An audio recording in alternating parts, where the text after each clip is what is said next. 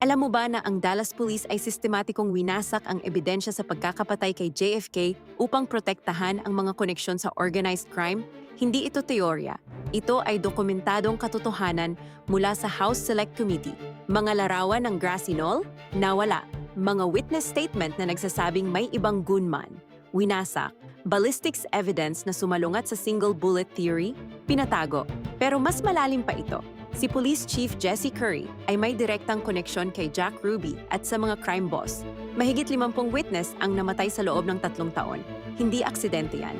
Ang mga police officer sa Dealey Plaza ay umamin na pinilit silang baguhin ang kanilang mga report.